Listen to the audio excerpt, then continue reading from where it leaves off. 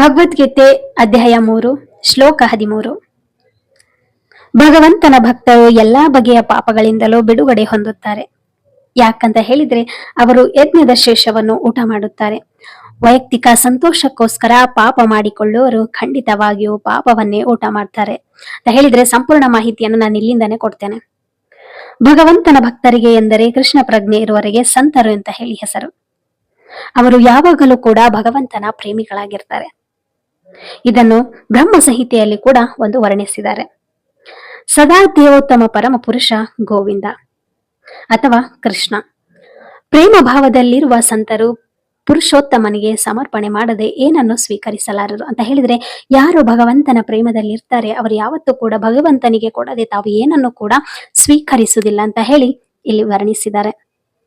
ಇಂತಹ ಭಕ್ತರು ಶ್ರವಣ, ಕೀರ್ತನ, ಸ್ಮರಣ, ಅರ್ಚನಾ ಮೊದಲಾದ ವಿವಿಧ ರೀತಿಯ ಭಕ್ತಿ ಸೇವೆಗಳ ಯಜ್ಞಗಳನ್ನು ಸದಾ ಆಚರಿಸುತ್ತಾರೆ ಅಂತ ಹೇಳಿದ್ರೆ, ಯಾರು ಭಗವಂತನ ಒಂದು ಆಚರಣೆ ಮಾಡ್ತಾರೆ ಅವರು ಯಾವತ್ತೂ ಕೂಡ ಭಜನೆ ಅನ್ನೋದು, ಶ್ರವಣ ಅನ್ನೋದು, ಕೀರ್ತನ ಅಥವಾ ದೇವರ ಸ್ಮರಣೆ ಅನ್ನೋದು ದಿನನಿತ್ಯ ಕೂಡ ಮಾಡ್ತಾರೆ. ಅವ್ರಿಗೆ ಯಾವುದೇ ರೀತಿಯ ಒಂದು ಕ್ರಮ ಅಥವಾ ಯಾರು ಕೂಡ ಹೇಳ್ಬೇಕಂತಿಲ್ಲ, ತಾವಾಗೆ ಕೂಡ ಮಾಡ್ತಾರೆ ಅನ್ನೋದನ್ನ ಈ ಭಗವದ್ಗೀತೆಯಲ್ಲಿ ಹೇಳ್ತಿದ್ದಾರೆ. ಈ ಬಗೆಯ ಯಜ್ಞಗಳ ಆಚರಣೆಗಳ ಐಹಿಕ ಜಗತ್ತಿನಲ್ಲಿ ಪಾಪಮಯ ಸಹಸವಾದ ಎಲ್ಲಾ ಕಲ್ಮಶಗಳಿಂದ ಅವರನ್ನು ದೂರದಲ್ಲಿ ಇರಿಸುತ್ತವೆ ಅಂತ ಹೇಳಿದ್ರೆ, ಯಾರು ಈ ಭಜನೆ, ಸ್ಮರಣೆ ಅಥವಾ ಸಹನ, ಶ್ರವಣ ಅನ್ನೋದನ್ನ ಮಾಡ್ತಾರೆ ಅವರು ಎಲ್ಲಾ ಚಿಂತನೆಗಳು, ಕಷ್ಟಗಳು ಅಥವಾ ಅವರಿಗೆ ಏನೇ ರೀತಿ ಬಂದ್ರೆ ಕೂಡ ಅದೆಲ್ಲ ಕೂಡ ದೂರ ಆಗ್ತದೆ ಅನ್ನೋದನ್ನ ಇಲ್ಲಿ ಹೇಳ್ತಿದ್ದಾರೆ.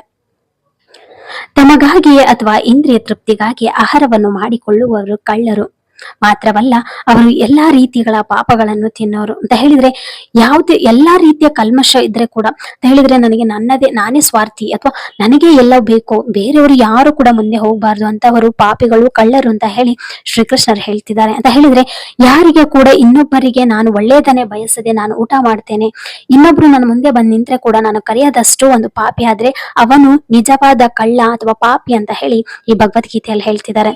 ಅಥವಾ ಯಾರು ಸ್ವಾರ್ಥಿ ಅಥವಾ ದೇವರ ಸ್ಮರಣೆನೇ ಮಾಡಲ್ಲ, ಈ ಎಲ್ಲವನ್ನು ಕೊಟ್ಟಂತಹ ದೇವರಿಗೆ ಒಂದು ಧನ್ಯವಾದವನ್ನು ಹೇಳಲಿಲ್ಲ ಅಂತಹ ಅವನು ಕಳ್ಳನು, ಅಷ್ಟೇ ಅಲ್ಲದೆ ಅವನೊಬ್ಬ ಅಂತ ಹೇಳಿದ್ರೆ ಪಾಪಿ ಅಂತ ಹೇಳಿ ಇಲ್ಲಿ ಭಗವದ್ಗೀತೆಯಲ್ಲಿ ವರ್ಣಿಸ್ತಿದ್ದಾರೆ. ಅಂತ ಹೇಳಿದ್ರೆ ಇವಾಗ ನಾವು ಕೂಡ ಪಾಪಿಗಳೇ.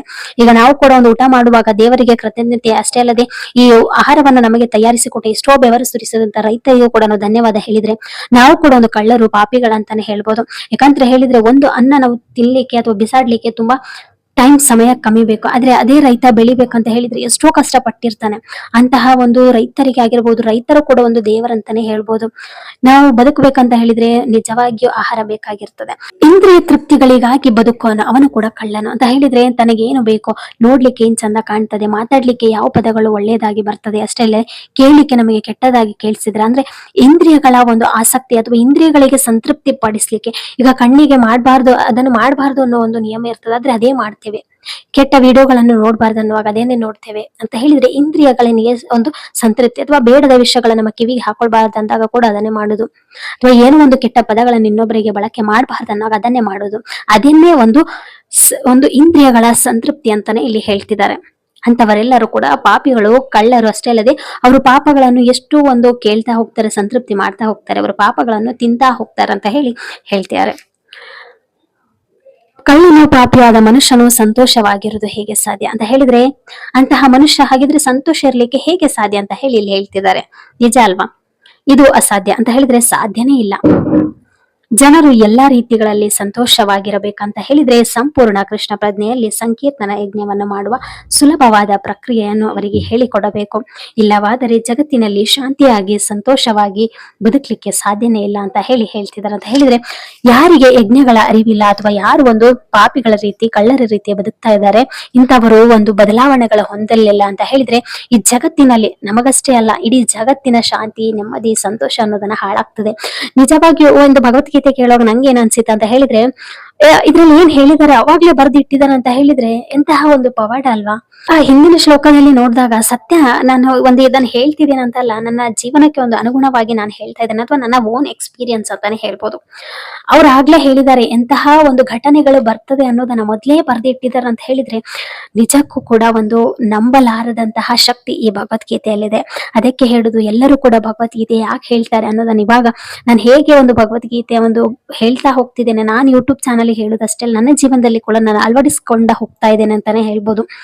ನಿಜವಾಗಿಯೂ ಕೂಡ ನಾನು ಒಂದು ಏನಾದ್ರೂ ಕೊಡುಗೆ ಕೊಡ್ಬೇಕು ಅಂತ ಹೇಳಿದ್ರೆ ಇದೊಂದು ನನ್ನದೊಂದು ಕರ್ತವ್ಯ ಅಂತ ಇದು ಕೂಡ ನನಗೆ ಶ್ರೀಕೃಷ್ಣರೇ ಒಂದು ಮಾಡಿಸ್ತಾ ಇರಬಹುದು. ನೀನು ಕೂಡ ಒಳ್ಳೆಯದನ್ನು ಕಲಿ, ಇನ್ನೊಬ್ಬರಿಗೆ ಕೂಡ ನೀನು ಕೆಟ್ಟದನ್ನು ಮಾಡಬೇಡ. ನೀನು ಕೂಡ ಒಬ್ರು ಇಬ್ಬರಿಗೆ ನೋಡೋರು ಒಬ್ರು ಇಬ್ಬರಾದ್ರೂ ಒಂದು ಒಳ್ಳೆಯದನ್ನು ಕಲ್ತ್ರೆ ನಾನು ಕೂಡ ಒಂದು ಧನ್ಯೋಸ್ಮಿ ಆಗ್ತೇನೆ ಅಂತ ಹೇಳಿದ್ರೆ, ಕೃಷ್ಣನ ಪ್ರಜ್ಞೆ ಆಗಿರ್ಬೋದು, ಕೃಷ್ಣನ ಒಂದು ಜ್ಞಾನ ಆಗಿರ್ಬೋದು, ಅಥವಾ ಕೃಷ್ಣನ ಒಂದು ಸ್ಮರಣೆ ಭಜನೆ ಅಥವಾ ಅವರ ನಾಮಸ್ಮರಣೆ ಮಾಡುವುದರಲ್ಲಿ ನಮ್ಮ ಎಲ್ಲಾ ಪಾಪಗಳು ತೊಳೆದು ನಾವು ಒಂದು ಮುಕ್ತಿ ಹೊಂದುತ್ತೇವೆ ಅನ್ನೋದನ್ನ ಆ ಒಂದು ಕೃಷ್ಣನ ಹೆಸರಿನಲ್ಲಿ ಇರ್ತದೆ. ಅಷ್ಟೇ ಅಲ್ಲದೆ ದೇವತೆಗಳ ನಾಮಸ್ಮರಣೆ ಮಾಡ್ತಾನೆ ಇರಬೇಕು. ನಾವು ಎಷ್ಟು ಮಾಡಿದ್ರೂ ಕೂಡ ಕಮ್ಮಿ. ಯಾಕಂತ ಹೇಳಿದ್ರೆ ಈ ಜೀವನ ಶರೀರ ಅಥವಾ ಏನೇ ಇದ್ರೂ ಕೂಡ ಅದೆಲ್ಲ ಕೂಡ ದೇವರದು. ಹಾಗಾಗಿ ತಂದೆ ನನ್ನದೇನು ಇಲ್ಲ, ಎಲ್ಲ ಕೂಡ ನಿನ್ನದೇ. ಏನಿದ್ರೆ ಕೂಡ ಕಷ್ಟ ಬಂದ್ರು ಅದನ್ನು ಸಹಿಸ್ಕೊಂಡು ಹೋಗುವಂತಹ ಶಕ್ತಿ ಕೂಡ ಕೊಡುವುದು ನಿನ್ನದೇ. ಹಾಗಾಗಿ ನಾನು ಬಿದ್ದಾಗ ಎದ್ದಾಗ ನನ್ನನ್ನು ಎತ್ತಿ ನಡೆಸುವ ಕೈ ಕೂಡ ನಿನ್ನದೇ. ಯಾರನ್ನು ಕೂಡ ನಡೆದು ಅಥವಾ ನಡೆಸಿ ಕೊಂಡು ಹೋಗುವಂತ ಹೇಳಿ ಕೇಳುವಂತಹ ಮನಸ್ಸು ಕೂಡ ನಿನ್ನದೇ ಅಂತ ಹೇಳಿದ್ರೆ ಎಲ್ಲದಕ್ಕೂ ಕೂಡ ಸಹಿಸಿಕೊಂಡು ಹೋಗುವ. ಇನ್ನು ಮುಂದೆ ಮುಂದೆ ಶ್ಲೋಕಗಳು ತುಂಬಾ ಒಂದು ನಮ್ಮ ಒಂದು ಭಾವನೆಗಳ ಮೇಲೆ ಪೆಟ್ಟು ಅಥವಾ ಭಾವನೆಗಳ ಮೇಲೆ ನಿಜವಾಗಿಯೂ ಕೂಡ ಹೌದು ಅನ್ನುವ ಸ್ಥಿತಿಗೆ ನಾವು ಬರ್ತೇವೆ. ಹಾಗಾಗಿ ಶ್ಲೋಕಗಳನ್ನು ಕೇಳ್ತಾ ಇರಿ. ಅಷ್ಟೇ ಅಲ್ಲದೆ ಜೀವನದಲ್ಲಿ ಅಳವಡಿಸಿಕೊಳ್ಳುವ. ಅಷ್ಟೇ ಅಲ್ಲದೆ ನಾನು ಕೂಡ ಇದರಿಂದ ತುಂಬಾ ಕಲಿತಾ ಇದ್ದೇನೆ ಅಂತಾನೆ ಹೇಳ್ಬೋದು. ನಿಜವಾಗಿಯೂ ಕೂಡ ಭಗವದ್ಗೀತೆ ಎಲ್ಲದಕ್ಕೂ ಕೂಡ ಒಂದು ದೊಡ್ಡ ಮದ್ದು ಅಂತಾನೆ ಹೇಳ್ಬೋದು. ಹಾಗಾಗಿ ಶ್ಲೋಕಗಳನ್ನು ದಿನನಿತ್ಯ ಕೇಳಿ. ಹೊಸತಾಗಿ ವಿಡಿಯೋ ನೋಡ್ತಿರೋ ದಯವಿಟ್ಟು ಸಬ್ಸ್ಕ್ರೈಬ್ ಮಾಡ್ಕೊಳ್ಳಿ. ನಿಮ್ಮ ಸಹಾಯ ಅಥವಾ ನಿಮ್ಮ ಸಪೋರ್ಟ್ ನನಗೆ ಯಾವತ್ತೂ ಕೂಡ ಇರ್ಲಿ ಅಂತ ಹೇಳ್ತಾ ಶ್ಲೋಕಕ್ಕೆ ವಿರಾಮಗೊಳಿಸುತ್ತಿದ್ದೇನೆ. ಎಲ್ಲರಿಗೂ ಕೂಡ ಶ್ರೀಕೃಷ್ಣರ ಒಳ್ಳೆಯ ಆರೋಗ್ಯ, ಆಯುಷ್ಯ, ಸಂತೋಷ, ನೆಮ್ಮದಿ ಕೊಟ್ಟು ಕಾಪಾಡ್ಲಿ ಅಂತ ಹೇಳ್ತಾ ಶ್ಲೋಕಕ್ಕೆ ವಿರಾಮಗೊಳಿಸುತ್ತಿದ್ದೇನೆ. ಜೈ ಶ್ರೀರಾಮ್.